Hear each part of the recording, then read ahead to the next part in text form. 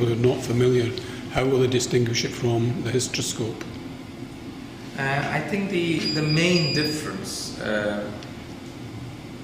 with the telescope essentially would be very similar for a hysteroscope and a cystoscope, and they are, in fact, the hysteroscopes are forward-facing as well. It comes in different angles, ranging from, there are 0-degree hysteroscopes, but again, most commonly you use an angle telescope even at hysteroscopy.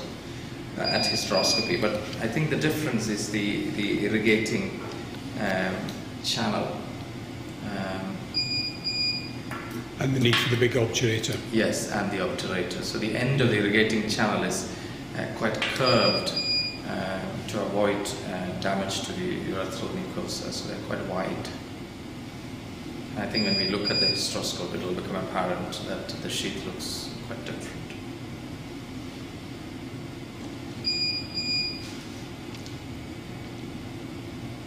Do you want me to talk about this?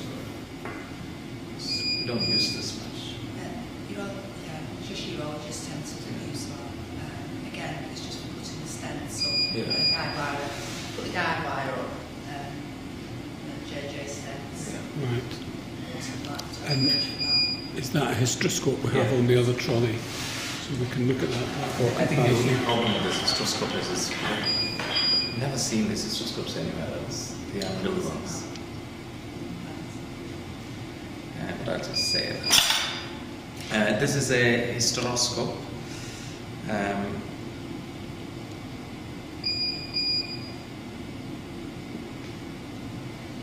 Take this off. Is this like a single one? Oh, I see. So it's actually an angled scope. Yeah, with everything, isn't it? I've not seen one like that either. Not used that. Someone's favourite toy, is it? The only ones that we have straight is what we call the working hysteroscope. Which we put in the resectoscopes, yeah? And sometimes we used to use them for laser. It had the working channel on it to put the laser light down, use it for laser relations. Yeah. I don't know whether this is appropriate because this may not be the ones they keep at the exam. Do you want me to talk about it? We'll talk about it because it'll just be the same that they would have. It would be, except the instrument would be straight normally. Yeah. So this is a hysteroscope. The principle for all.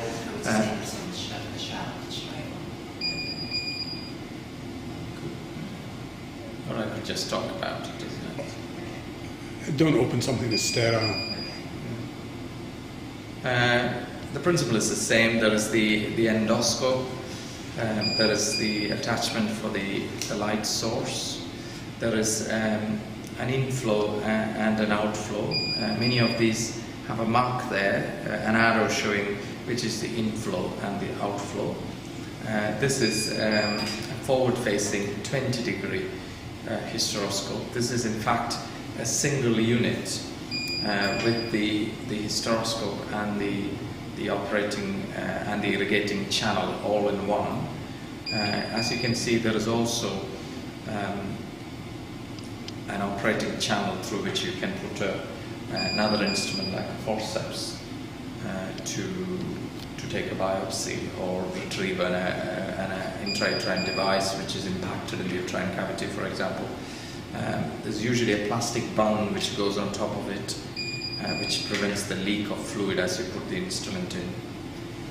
This, as you can see, is originally designed so that you can use this without a camera and without the surgeon craning his neck, and that's why it is angled. Most hysteroscopes you may be familiar with may have the body of the telescope and the eyepiece in the same line, a straight telescope, which is attached to a camera for video hysteroscopy. Very useful instrument, very standard, and very useful. And for people who've not looked at, who are not familiar with them, who don't use them regularly, it's a much finer instrument than the cystoscope. So even at that level, you'll be able to distinguish, because that's going to be pushed straight through the cervix without any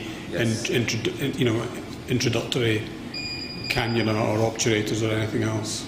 And the diameter of these telescopes does vary according to where you use it. For example, this is typically used for an inpatient hysteroscopy when a patient is asleep under general anesthetics. As you can see, this is about 3 to 4 millimeters or so. I think it's 3.6, I think this one.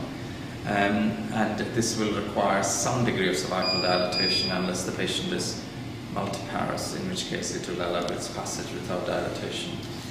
The telescopes you use in outpatient hysteroscopy or office hysteroscopy, when a patient is awake, are much thinner, usually a couple of millimeters or so, including the sheath.